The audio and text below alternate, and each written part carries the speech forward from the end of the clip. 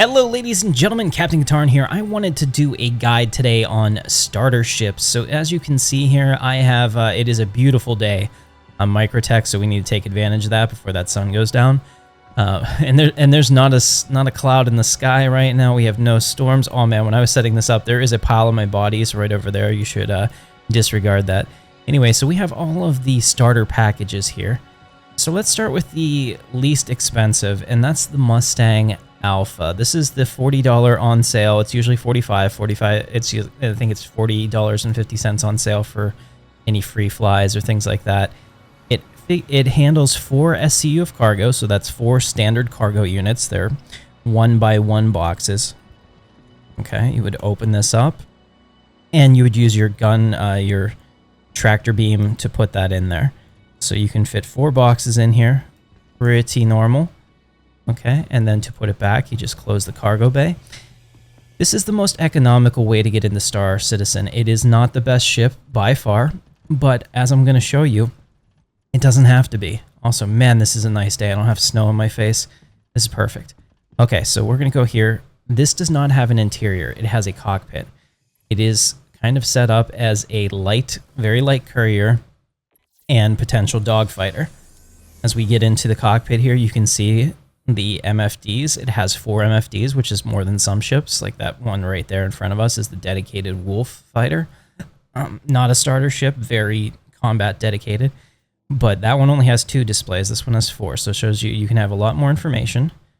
Okay, it has a HOTAS in here, and as you move around, like if I move my, hold on a second. Yeah, if I move my joystick, you could probably see that. Hold on, let me, here we go. If I move my hand, no, that's not gonna work. Okay, if I move my joystick, my pilot actually moves his hand. The visibility is fantastic in here because it's just a big open cockpit design. And like I said, there is no exterior. So this is the starter ship. And for the most part, if you just want to get into Star Citizen bare bones or you want Star Citizen hard mode, that's the way to do it. And I'll show you at the end how you can actually have a better experience if you only purchase the $45 package. Okay, so this is the next one up. This is the Drake Cutter. This one is also frequently on sale. I think right now it's 50. I think it's normally 60 maybe. It is more like van life Star Citizen. This is your camper. It kind of looks like a space Winnebago. It's got a good mix of properties. It's got a full interior, so it, depending on where you're going or what you're doing, that might be interesting to you. Right now, the interiors are kind of role play, but they kind of also help. In the future, they're changing the way that we log in and out of the verse. There's going to be bonuses to logging out in the bed, so that can be helpful. In here, we could also hold the same 4 SCU of cargo, so it's 2 here, 2 here, or a 2 SCU box, which is kind of like a rectangle, 2 of those, 4 SCU. You have your components here with your server racks and different access to it whenever engineering comes online. There is a small habitation unit that goes in this one, and you can see the vent. They've done a lot of really nice work. This in the last one that we're going to look at, the Crusader Intrepid, are the most recent starter ships, and they have kind of that gold pass standard, meaning that they are brought up to speed. They are as good as they could have been made in the current gameplay.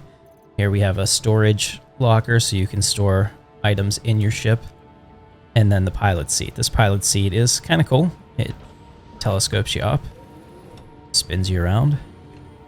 And here we have a little bit different maneuverability, or a little bit different visibility. You can see the struts on this. It's not as open. Very utilitarian in here, but if you're into that van life thing, this might be for you. We can play with some of the HUDs. All of these and all of the ships have different options. You can see this one has 3 MFDs compared to the other one having 4.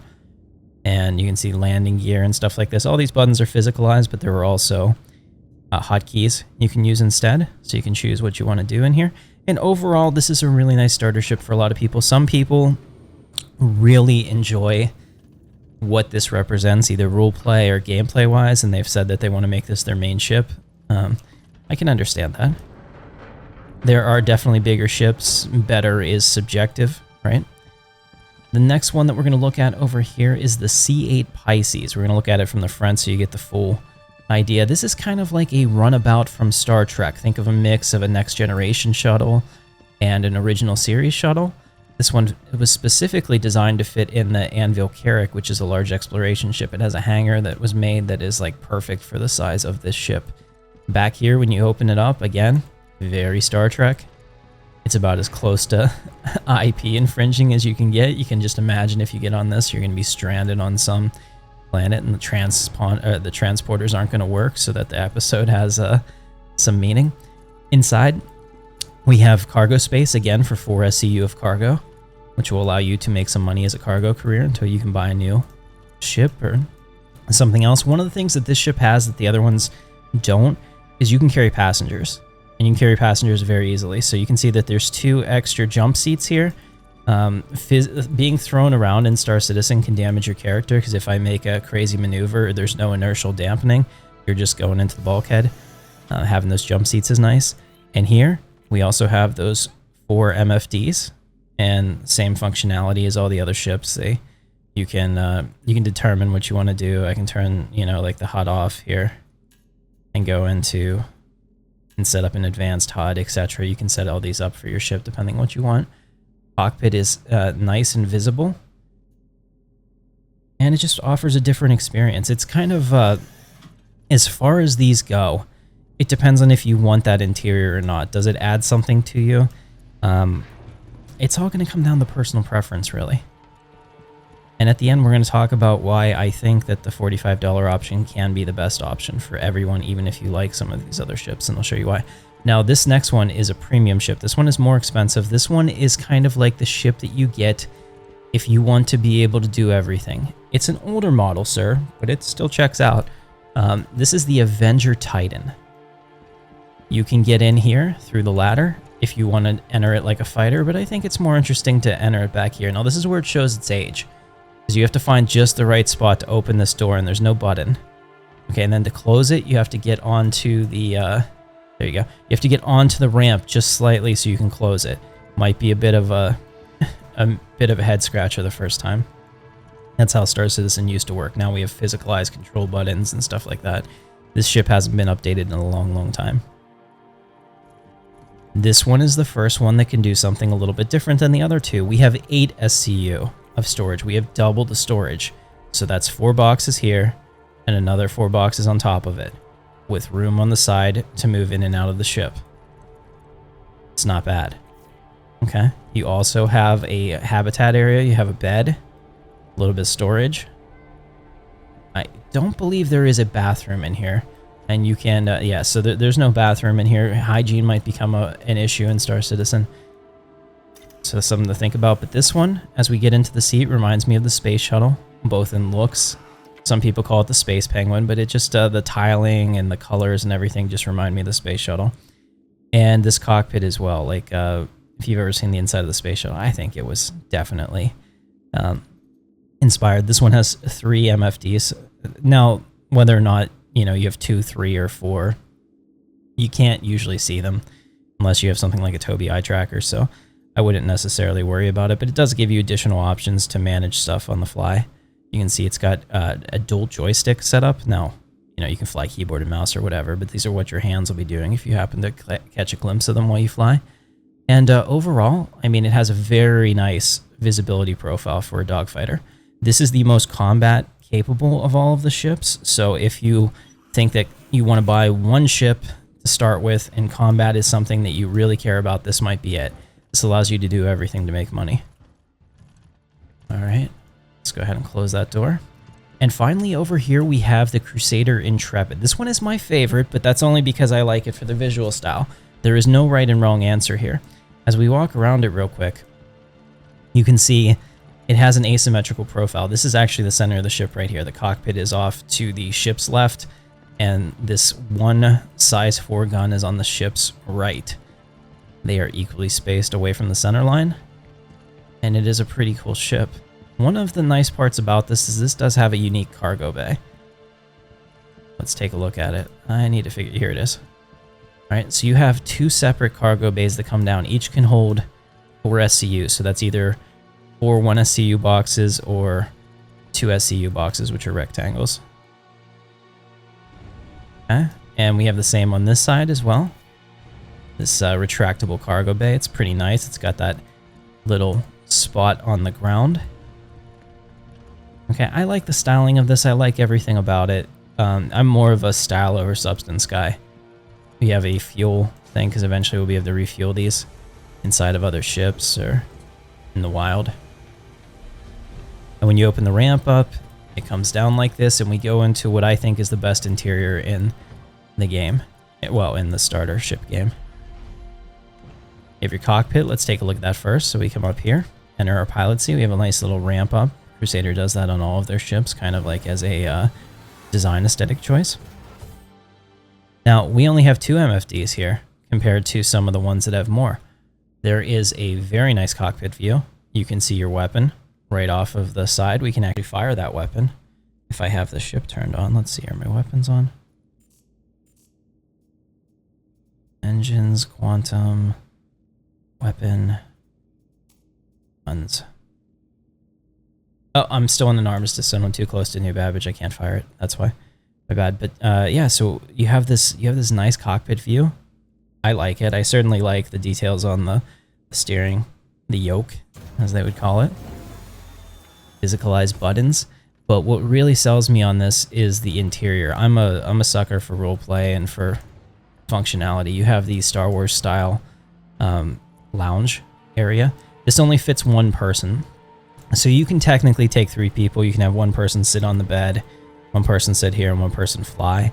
And you could have more than that if people were willing to get jostled around. You also have weapon racks in here, which is really a nice addition because they're making us use those. You have a storage thing. Like I said, this is definitely the best thought out interior. It even has a suit locker, which will be important in the future. I like it the best. And then back here we have our engineering section. So there'll be an engineering terminal. You can open up and see your components in here in case you need to repair any of them on the fly. And this is where we have access to the cargo doors. So as you can see, those cargo bays that went down, they open just like this. Perfect.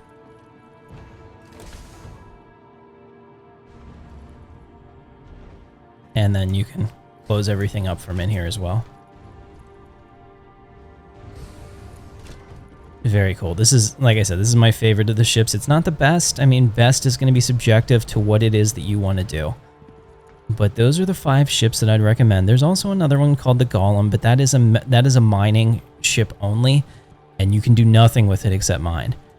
There are a couple ships that are more expensive than this, but I don't think that they are necessarily better, so I'm not going to include them.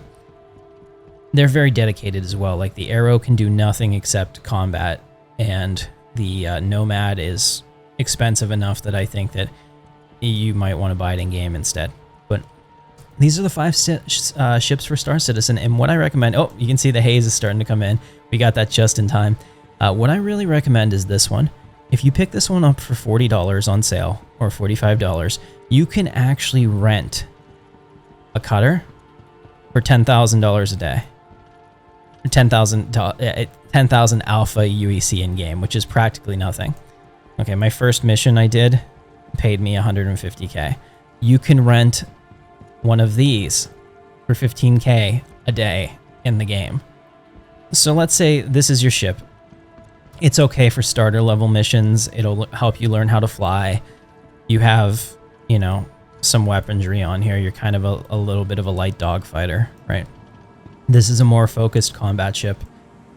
You pick this one up, you can start running higher bounties, you can start taking hits back, you put out a little more damage. So based on what you're doing that day, you might just go up to a terminal and rent one of these for the day. You won't be able to change the components or anything, but you'll be able to use it. And then that way you don't have to make a purchase. Now let's see the other thing. As you can see, the storm is starting to come in. This is a really cool thing that they've added. Let's say you do buy this, right? And you decide, man, you know what? I really want that Crusader Intrepid. I've been playing for a while, and I think that this would be the right thing for me. I just want this on my account. No hassle, no renting, no buying it in game.